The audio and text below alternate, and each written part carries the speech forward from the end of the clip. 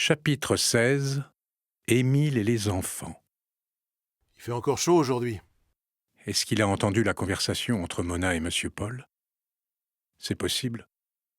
Ils tournaient tous les deux le dos à la porte et Émile est arrivé sans faire de bruit. Lily n'est pas là? Elle est à l'étage. Mona grimpe l'escalier 4 à 4 en l'appelant à tue-tête. Elle était en train de raccommoder une vieille chemise de nuit. Socrate lui a suggéré de la jeter à la poubelle vu qu'elle part en lambeaux, mais Lily ne peut pas s'y résoudre. Cette chemise est un cadeau de son ami. Elle lui rappelle un moment heureux de sa vie. Il n'y en a pas eu tellement. Elle plante l'aiguille dans la bobine de fil et sort de sa chambre. Y a le feu ou quoi? Y a pas le feu? Y a Émile qui est au salon. Lily embrasse son vieux copain. Elle a l'air contente de le voir. Pourquoi est-elle si spontanée? Se demande M. Paul. Cette connivence lui est très désagréable. Il se sent délaissé, c'est stupide comme réaction. Ce qu'on donne à l'un n'est pas forcément ce qu'on prend à l'autre. Il se trouve étriqué tout à coup, mesquin. Je t'ai amené les mômes. Venez les enfants.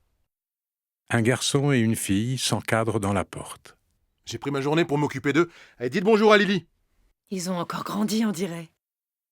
Remarque Lily. Étienne est un garçon réservé. Du haut de ses 9 ans, il se sent responsable de sa petite sœur, Claire, qui lui attrape la main et ne la lâche plus. Il ressemble à Émile. Le même cheveu dru et pâle des gens du Nord. Émile est natif d'Abbeville. C'est comme ça qu'il est devenu marinier. Son rêve eût été de naître au Crotoy, en pleine baie de Somme, et de partir avec son bateau pêcher en haute mer. Il a finalement embrassé un métier de gens de l'intérieur. Son rêve de navigation, il l'a nourri sur les canaux, sur de l'eau douce. La destinée est la destinée, il faut s'y plier. Émile est fier de son fils. Il se retrouve en lui. Il se voit au même âge, gardant avec un sérieux de pape ses 2 frères et sa sœur pendant que les parents réparaient le rafio. Le père était déjà marinier. Mais la famille n'avait pas beaucoup d'argent et le bateau en souffrait terriblement. Et 4 enfants à élever, ce n'est pas tous les jours une partie de plaisir. Étienne ne sera pas marinier. Émile travaille dur pour que ses enfants fassent des études. Les temps ont changé. On n'embrasse plus comme autrefois la carrière du père. Et quand on dit carrière, on devrait dire galère. Le jeune garçon est sérieux et travailleur, il sera instituteur ou ingénieur ou, en tout cas, un travail valorisant, où il gagnera sa vie sans avoir à trimer 12 heures par jour. Et encore, Émile ne s'estime pas le plus mal loti. Le bateau lui appartient, et il n'a pas de supérieur sur le rable pour l'engueuler pour une faute qu'il n'a pas commise. Il est son propre patron, c'est un bien inestimable. La petite Claire, la bien nommée, est lumineuse. On la sent aimée, protégée par les 2 hommes qui sont toute sa famille. Elle a des cheveux blonds et fins comme de la soie, que son père a maladroitement retenus par une barrette qui dégringole et lui donne un air de fantaisie. Elle porte une robe à rayures bleues et blancs impeccable et tient un chapeau de paille à la main. Elle quitte la main de son frère et embrasse Lily avec fougue. Lily installe les enfants à table et leur sert un chocolat chaud et des tartines de beurre. Un chocolat chaud. Quand il fait déjà 28 degrés à l'ombre et qu'il est 11 heures du matin, Émile ne sait pas si c'est une très bonne idée. Mais ce que décide sa copine ne souffre pas la discussion. Lily s'est assise à table avec eux. Elle les regarde manger avec plaisir. Comment une femme peut-elle abandonner ses petits, ne plus jamais les revoir, s'en aller comme ça un beau matin et ne jamais reparaître? Valentin lui est tellement nécessaire. Elle imagine les enfants de Valentin. La vie lui réserve encore de belles surprises. Un jour, elle sera grand-mère et le temps du bonheur reviendra tout naturellement à la pension Margony. À cet instant, Lily reprend un peu confiance en l'existence. On décide d'aller visiter Notre-Dame. Étienne et Claire ne connaissent pas la basilique. Émile non plus d'ailleurs. Lily n'y met pas souvent les pieds depuis qu'elle habite le quartier. Elle a dû y entrer 2 fois. Peut-être même une seule. Belle occasion de les accompagner et de faire une petite prière à la Sainte Vierge en passant, ça ne peut pas faire de mal. Lily empoigne le bras de son amie et traverse la rue pour rejoindre le quai. Pourquoi ce geste familier, pense M. Paul. Lily garde toujours une distance pudique avec son entourage, même avec Socrate. On sent un lien fort, profond, une affection sans limite entre elles, mais elles ne s'embrassent pas. La pudeur, sans doute. M. Paul regarde le couple partir. Le couple. Il a pensé le couple. Il en ressent une grande tristesse, presque de la douleur.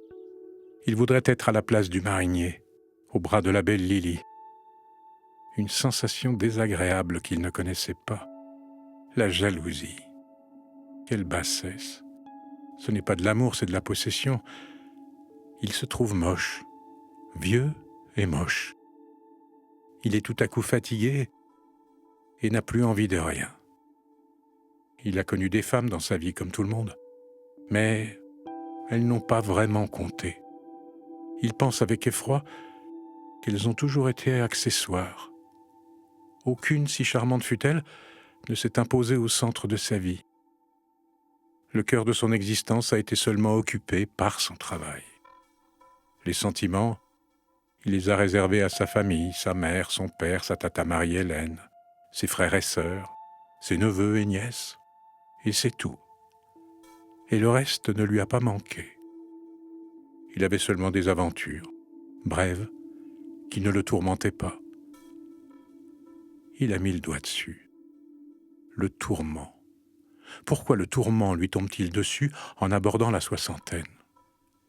Pourquoi cette femme, par sa seule présence, lui procure-t-elle le plus grand des bonheurs et la plus profonde des espérances?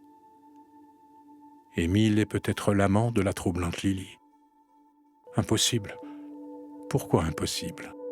C'est un beau garçon, solide, charmant, un mâle, comme en rêvent certaines femmes. Il a pensé mâle. C'est dénigrant. Georges. Il ne reste plus que Georges pour éclairer sa pauvre lanterne de pauvre vieux garçon. Alors, elle n'est pas bonne, mon idée. Il avait fini par oublier Mona. Faut la demander en mariage, Lily. Sinon, vous allez vous faire piquer la place. Vous croyez? Je suis sûre. Vous avez vu comme ils sont partis bras dessus, bras dessous? Il est pas mal en plus, Émile. Bien sûr, il y a les enfants. Mais Lily, elle n'a peur de rien. Elle peut encore élever des gamins. Il faut vous déclarer vite fait, bien fait, avant qu'il soit trop tard. Vous m'écoutez, monsieur Paul? Je ne fais que ça. J'ai pas raison? Peut-être. Sûrement. Il ne reviendra plus, Lucien. Vous n'êtes pas de mon avis? Peut-être. Arrêtez de dire tout le temps peut-être. Valentin, lui aussi, court après un rêve. Je n'ose pas lui dire. Pour ne pas le décevoir, mais... son père, il le retrouvera jamais. Il faut laisser le passé où il est. Non? Peut-être. Sûrement. Ma tata Marie-Hélène disait tout le temps « L'avenir appartient aux audacieux ». Ça dit bien ce que ça veut dire. L'autre jour, quand vous lui avez dit des choses sur son épaule avec le peintre, là, Ingres. comme vous dites, Ingres, c'était chouette. Ça se voit comme le nez au milieu de la figure que vous êtes amoureux d'elle. Et vous avez remarqué? Elle s'est mise un peu à pleurer en montant l'escalier. Un peu en colère, mais aussi elle a pleuré. Ça veut dire quoi, à votre avis? Je ne sais pas. Mais si, vous savez, ne faites pas semblant. Ça veut dire que ça l'a troublée. Ne vous laissez pas piquer la place par Émile. Foncez, dès demain. J'aime bien Émile, mais c'est vous que je préfère. Vous n'êtes pas déjà marié, c'est sûr. Certain. Alors au boulot. Et si vous avez besoin d'un conseil, je suis là. C'est foutu pour la dicter aujourd'hui, mais c'est pas grave. On a bien avancé. Et pour marquer son contentement, Mona saute au cou de M. Paul et l'embrasse, accompagnée d'un... Je vous aime bien, vous savez. Émile, Lily et les enfants ont traversé le ponton double et sont arrivés sur le parvis de la cathédrale. Lily lève la tête. Elle est impressionnée par le portail avec ses statues. Elle prend la main d'Émile. C'est beau, hein? Il fait oui de la tête. Il reste un instant, écrasé par la majesté du lieu. Dans la basilique, il y a beaucoup de monde. Des touristes français et étrangers. Pas de Parisiens. Les Parisiens sont comme Lily. Ils se disent que toutes ces merveilles sont à leur portée et qu'ils iront un jour les voir de près. Un jour. Lily s'agenouille au pied d'une statue de la Vierge. Prier est bien difficile. Trop de monde, trop de bruit.